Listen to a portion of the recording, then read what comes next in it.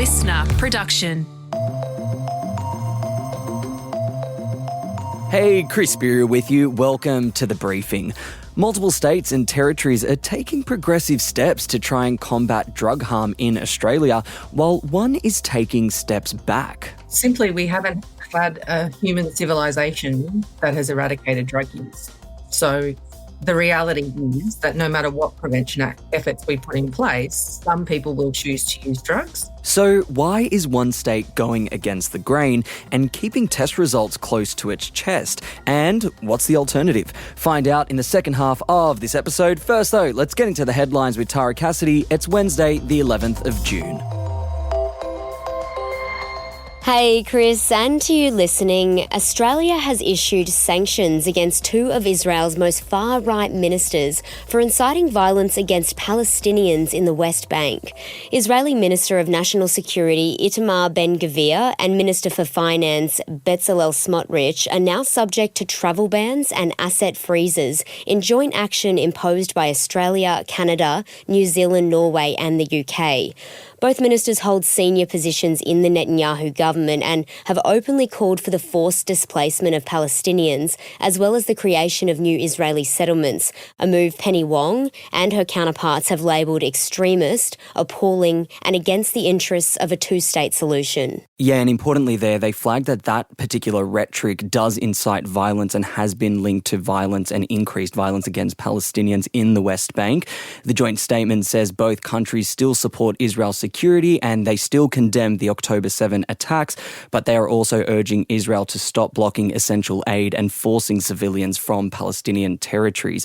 Now, we don't know at this stage whether either of these ministers have any assets or financial dealings with Australia specifically, but what we do know is that they won't be able to travel here, neither will members of their family or close associates if there is any financial links. Both Israeli ministers have condemned and criticised these sanctions, calling them outrageous, with a special government meeting to be held in the coming days to discuss how Israel will respond. And this is interesting that this is all unfolding, Tara, as pressure has been mounting on Albanese and the Albanese government to introduce sanctions. And those really ramped up following their sweeping election victory. The government had been playing it safe on a number of issues, including Gaza in the lead up to the election. So no doubt this morning we'll be seeing advocates welcoming these this morning. Many will be saying they don't go far enough, but it will be very interesting to see where this leads. To Austria, where 3 days of national mourning has been declared in the wake of a school shooting that's left at least 11 people dead, including several children. It's the deadliest shooting in the country's history and happened yesterday in Graz, its second largest city, about 200 kilometres from the capital of Vienna. The suspected gunman is believed to be a 21-year-old former student of the secondary school who opened fire around 10 a.m. local time. Most of the victims were students of the school, with one teacher also killed. 12 others were injured, some seriously. Officials say the gunman acted alone and took his own life in the school's bathroom. He is believed to be a legal gun owner, and while a motive hasn't been identified yet, early reports suggest he may have been or viewed himself as a victim of bullying. Austrian Chancellor Christian Stocker has called the shooting a national tragedy, with a nationwide minute of silence to be observed later today. Back home now, and the number of people across New South Wales waiting for elective surgery is nearing a record high. The Bureau of Health Information's Hilary Rowell says thousands of people are waiting longer than clinically recommended. More than 100,000 patients, close to the record peak that we saw during the pandemic. More than 8,500 people waited for elective surgery longer than they should have in the first quarter of this year, representing a 151.3% increase from last year. 5 people requiring urgent care were overdue for surgery, and nearly 3,500 were waiting for semi-urgent care. And it's not just New South Wales, Tara, where the wait times have blown out. Victoria has repeatedly seen that happening in recent years, with more than 62,000 people waiting as of December. Yeah, and it's the same here in Queensland, where it grew by over 2,000 people in just 3 months last year. And while we haven't seen the national data for this latest quarter yet, the states and territories that were performing the best nationally were actually Victoria and the ACT, in terms of being the only locations to actually improve their performance from 2023 to 2024. Now, interestingly, Australia actually actually hit a record high for the number of people undergoing elective surgery last year, and that's likely still in part due to catching up from the pandemic-caused backlog, while the New South Wales Health Minister has blamed their recent results partly on challenges caused by ex-tropical cyclone Alfred and workforce issues, things like staff shortages. Now, if you're wondering why so many people are getting elective surgeries, well, the most common ones that were listed were for general surgery. That includes things like abdominal organs, endocrine surgery and breast surgery, and also things on the bladder, kidney and eyes.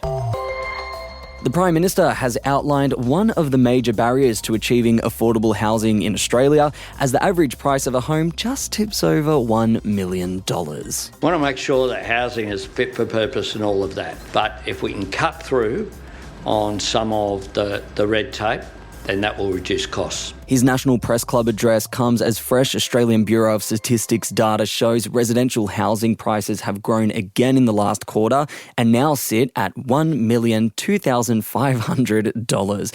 The total value of the country's property market is currently over $11 trillion, with all states and territories recording growth. However, the overall rate has slowed since this time last year. The number of homes in the country grew by over 50,000 since December. Now, why that figure is important is you'll remember Anthony Albanese was part of setting a bold housing target for the country, saying the plan is to build 1.2 million new well-located homes over 5 years from 2024. So that's by 2029. Now, the plan was made to try and address the housing crisis and housing affordability in the country, which we all know is a massive problem. And to do that, we'd need to be hitting 244,000 homes a year and over 61,000 properties a quarter. So look, these recent stats basically show that we're not hitting that, but we're not a huge amount off. And if this last quarter's figures are anything to go by and we keep on that track, we would be short by around 160,000 homes by that eventual 2029 year. Not the target, but still look in a much better position with over 1 million new homes by 2029 if that's the way we're going. Whether that will make a difference and keep up with our growing population, time will tell. And it feels like the tables are turning on free-to-air TV, with another stable program set to be axed after nearly 2 decades on our screens. Welcome to Q&A. The ABC Managing Director is expected to announce that its beloved Q&A program will finish up after 18 years, alongside a raft of redundancies. The changes at the public broadcaster come as the broader free-to-air television sector grapples with declining ratings and new competition in streaming platforms which continue to rise. Yeah, and look, this does come after broader media sector redundancies and downsizing in recent years. And look, I know everyone is quick to always say the news is dying. I have heard that since my first day in uni, but I really don't think that's the case. Merely the way we kind of consume news and media and entertainment more generally is just changing. Digital audio, digital everything is still booming, everything online.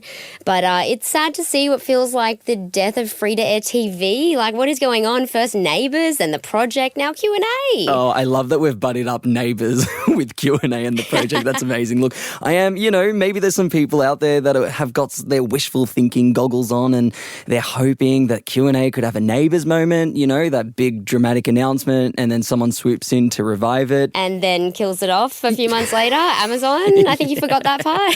Yeah, but look, I will say this, news of an axing is not great news for the people who work on the show, but also fans. I mean, I felt a type of way when Channel 10 axed The Masked Singer, and I'm not ashamed to say that. Oh, surely you felt joy.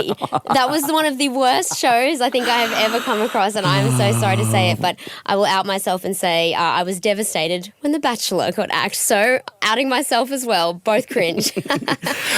Now, we want to hear from you. What show were you devastated to see go, or what's one that you want to see come back? We will chuck a prompt on our broadcast channel on Instagram at The Briefing Podcast. Make sure you let us know. Now, that brings our headlines to a close for today.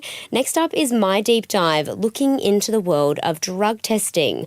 While some states and territories are moving forward with it, one state is walking it back.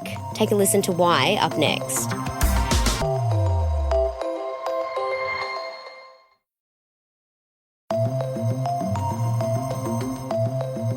Should Aussies be allowed to test their drugs? It's a controversial question that's got people on both sides of the public and political sphere fired up. Those against it argue it sends the wrong message and even enables drug use, while advocates say testing helps reduce harm and even saves lives. And while a number of states and territories have followed that advice, with trials and clinics now running in Canberra, Victoria and New South Wales, states like Queensland are instead walking it back. Its new LNP state government's made clear it is anti-testing, axing funding for 2 sites in recent months, and now remaining tight-lipped on a report that looked into the clinic's effectiveness, something Rebecca Lang, CEO of the Queensland Network of Alcohol and Other Drug Agencies, has been pushing to be made public. Rebecca, thank you so much for joining me on the briefing. For critics like the Queensland Premier, what is the argument for drug testing? Why do we need it? Simply, we haven't had a human civilization that has eradicated drug use. So the reality is that no matter what prevention efforts we put in place, some people will choose to use drugs. And the reality is that most of those people won't experience drug-related harm. So for the people who do experience drug-related harm, there's actually quite a lot we know that we could tell them that would help them to stay safe. So that's the argument for drug checking. It's to capture that group of people who don't listen to the prevention messaging, who are not at risk of death necessarily, but can experience a range of harms if the substance that they've purchased is not what they've been told it was, or that it's purer or less pure. Like unregulated drug markets are untrustworthy. Many of the country's top health experts are saying that the evidence shows drug testing saves lives. The Queensland Premier says his government won't be changing its stance regardless. What do you say to that? I say that it's really only possible to hold that position if you've never met the families who've lost someone to overdose. I would really like to just have government talk with some of those families to see that these are normal, ordinary, everyday people who haven't done anything wrong, whose children have not been raised in environments of trauma. So substance use is not a reaction to something. Sometimes it's about curiosity. And I think it would be nice if the government was a bit more curious about it themselves. What have been some of the findings from pill testing sites across the country so far? Some of the really interesting things is that for large parts of the drug market, people are getting exactly what they're told they're getting. Where you do get adulterants, they tend to be novel psychoactives that are a bit like the drug that you thought you were getting. Occasionally you get a completely new substance. We've seen that with Canberra ketamine, or CanKet as they call it. And you've seen it at the Earth Frequency Festival where they found a kind of novel psychedelic. The really dangerous end of this market is where people are purchasing what they think are pharmaceutical drugs off the internet because they can't afford to access the Australian health system for mental health treatment. So the service at Bowen Hills here had about 1 or 2 people a week presenting with, I've bought this Xanax on the internet. I'm intending to use it to treat what I've self-diagnosed as my anxiety disorder or to help with my ADHD. And it turns out that it's not Xanax, it's some other novel benzodiazepine that has a longer half-life, feels different when you take it. So people take it by the kind of prescription advice that people give for Xanax, but it might mean that they end up overdosing. And then, if they don't have a prescription, then when they present at hospital, they're not really sure what's going on for that person. So that's where you've got that risk of death. And then the other one that has made a lot of press at the moment is nitazines, which are super potent opioids that have really only emerged in the market as a consequence of the fentanyl crisis in the US, which was precipitated by really lax prescribing of oxycodone in the early 2010s. And I understand that opioid was actually found at 2 of the drug testing sites in Queensland that were actually recently shut down. Is that right? Yeah, that's right. Nitazines can be really hard to detect too because they're active at really small doses. And because a pharmaceutical drug is produced to a standard that says if you cut the pill in half, you will get half a dose. If you cut an unregulated pill in half, there's no telling whether you've split the active ingredient in half, whether half is just filler and all of your active is in. So, the risks around nitazines are really, well, they're here. Like we've had a coroner's finding recently that someone did die from a nitazeene overdose. And what we're seeing down south is that nitazenes are turning up in drugs that are not being sold as opioids. So people have been sold cocaine. The cocaine has nitazenes in it. And so we think maybe we've seen some deaths from that too, but they haven't yet been worked their way through the coronial process, which is our other problem, right? It takes a year, 2 years to find out what happened. And at that point, a whole bunch of extra people could have been harmed in the same way. And I understand some of these deadly opioids have been found not just in drugs like cocaine, but also counterfeit pharmaceuticals and black market vapes. Can you test vapes at these drug clinics, and should people be taking their vapes to them? That's a pretty technical question, a little beyond my expertise. My understanding is that where it's liquids, it's a little more complicated, but there is the checkpoint site here in Brisbane was testing steroids, and a lot of steroids and hormones come as liquids as well. So they were actually expanding the science as well, our understanding about how some of these substances work and what people are using them for. So like there's not just a benefit to the individual bringing in their substance for testing, there's a benefit for the professionals working in the system. And actually we could make really good drug policy if we had a really real-time kind of data set about what's in circulation. I mean, imagine what policing could do with that information. Yeah, and I do remember this one example of a person that presented to an ED with opioid withdrawal, but totally unaware that it was due to the drug being present in their vape. Do you think that kind of knowledge could then form part of a broader strategy around whether it be vapes, illegal tobacco, drugs, etc.? Kids who are going to shops to buy vapes are thinking they're going to get nicotine. They're not thinking they're going to get opioids. 15, 20 years ago, when the ice crisis first popped up, people used to say, dealers are dipping the cannabis in ice to get the kids addicted, and there's a whole range of science reasons that that's silly. But for me, the question was always, how do they know they're addicted to meth if they thought they were using cannabis? Like, I just couldn't wrap my brain around how you'd, like, smoke some cannabis, have an amphetamine effect, try some cannabis later, not get that effect, and be like, it's meth, I've got to go get meth. Like, it's the lack of solid data just allows all of these kind of myths to run free. Often when we try to scare people, we just make them more interested in it. Like, we didn't have a vaping problem 5 years ago. The vaping problem is a direct result of our terrible public health policy around tobacco, and now has just made it so prohibitively expensive that people have created space for a black market. Because that's the iron rule of prohibition, right? Is you squeeze the market at one point and the demand doesn't disappear, it just reappears somewhere else. And often using drugs that are more dangerous, less predictable than if we just had a regulated market and provided people with good health promotion advice. The report into this taxpayer-funded trial in Queensland has now been finalised, but the government's yet to release it and hasn't said if it ever will. Being in the sector, do you have any insight into what the report has found? Yes, I had a chat with them about it. So I can tell you that about 50% of the people who access the service had never spoken to anyone about their substance use. And so those people get access to health and harm reduction information.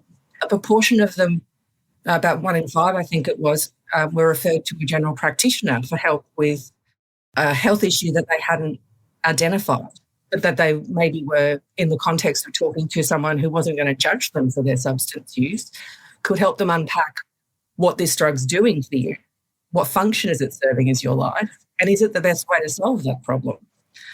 Where people were told the substance that they had presented with was not what they had been told it was, or that it contained a dangerous adulterant, that they threw it away. I mean, we don't need this evaluation to know whether this service was successful. There's a rich international literature of these services around the world. They don't change the world, but they do help the people who access them, which I think is really all you can ask of these services. I'm still hopeful the report will be released. I mean, we put in a right to information request for it. I mean, that right to information request was refused on the basis that the evaluation was commissioned for the consideration of Cabinet. The government of the day, Yvette Darth, when she announced it, her statements were really clear. The decision to run an evaluation was the department's decision, not Cabinet's decision. And I think the statements made by the current health minister and the premier are pretty clear they're not into it. So I don't really buy that because they don't even want to talk about it. Drug testing is still in its infancy in Australia, just the first few years in. What is your hope for this space? Well, I hope that we have it widely available like we do needle and syringe programs. I hope it's as easy to access one day as Resi Rehab. I mean, Resi Rehab's not super easy to access, but people know it exists. And when you've got a dependence on drugs, rehab can be good to help you with that. I want the community to think, I would never take an unregulated substance without getting it checked first. That's what I would like. That was QNADA CEO Rebecca Lang speaking with me there. And that's it for today's ep of The Briefing. If you found it interesting, don't forget to leave us a comment or a review, or you can check us out on Instagram at The Briefing Podcast. I'm Tara Cassidy. See you next time.